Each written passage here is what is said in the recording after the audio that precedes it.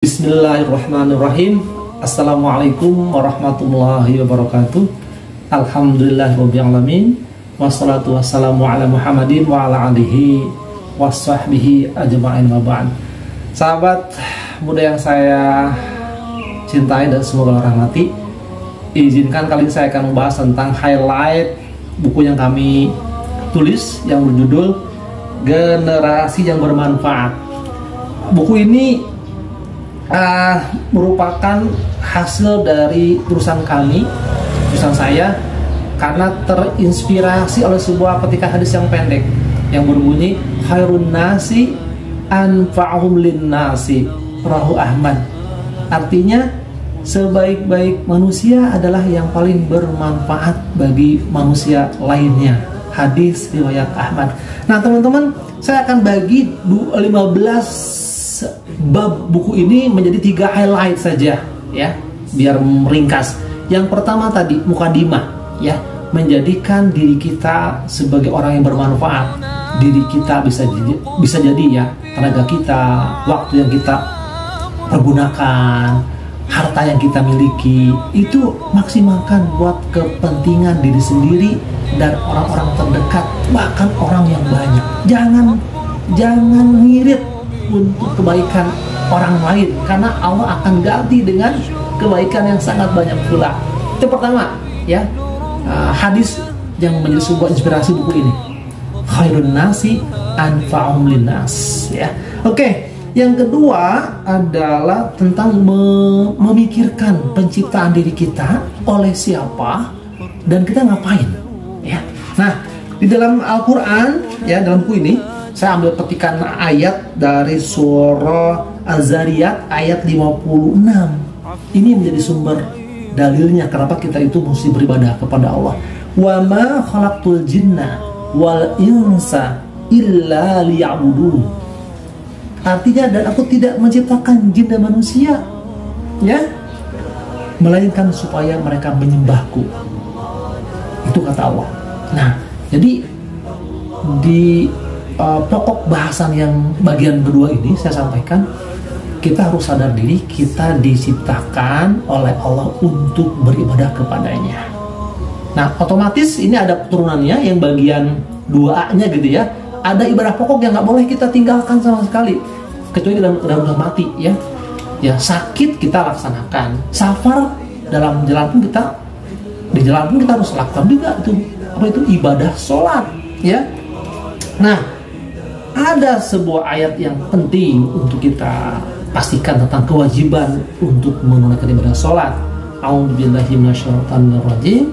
Innas sholata kanat 'alal mu'minina kitaban mawquta. Al-Quran surah An-Nisa ayat 103.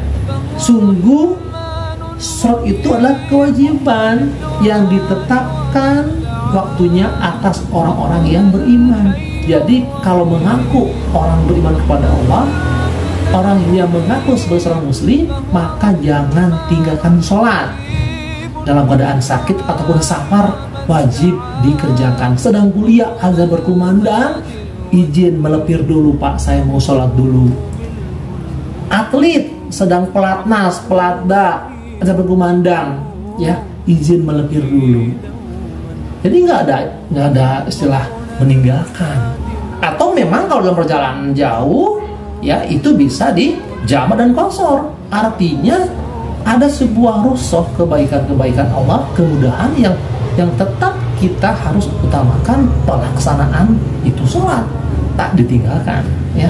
Nah, di bagian 2B ya, tadi sholat, kemudian yang kedua adalah bagaimana kita perlu menjadi orang yang kuat. Mukmin yang kuat itu harus cintai ya.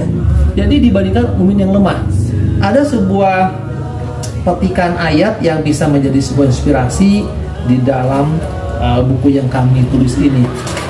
Ada hadis yang mengatakan al mu'minul qawiyyu khairun wa habbu ilallahi minal mu'minid dha'ifi wa fi kulli khairun. Artinya orang mukmin yang kuat lebih baik dan lebih dicintai Allah dibandingkan mukmin yang lemah, dan daripada keduanya ada kebaikan. Hadis riwayat Muslim. Silahkan olahraga, maksimalkan ya. Karena ada sebuah hal yang penting dalam tubuh yang kuat itu juga ada jiwa yang sehat juga gitu ya. Nah terakhir yang bagian ketiga nih sekarang, tadi ya sudah ya, satu mukadimah tadi tentang petikan hadis kita mesti orang yang bermanfaat. Yang kedua, bagaimana penciptaan diri kita, ibadah sholat dan jiwa yang kuat, tubuh yang kuat ya.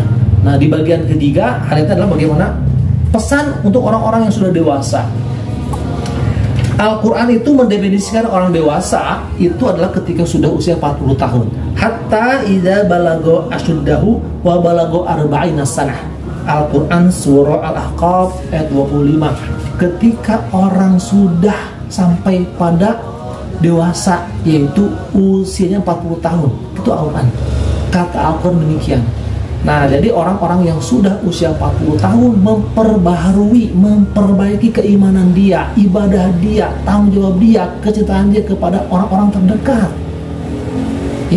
Ya, yang biasa mungkin tidak sholat berjamaah ke masjid, yang jarang saum sunnah Senin Kamis laksanakan. Perbaiki.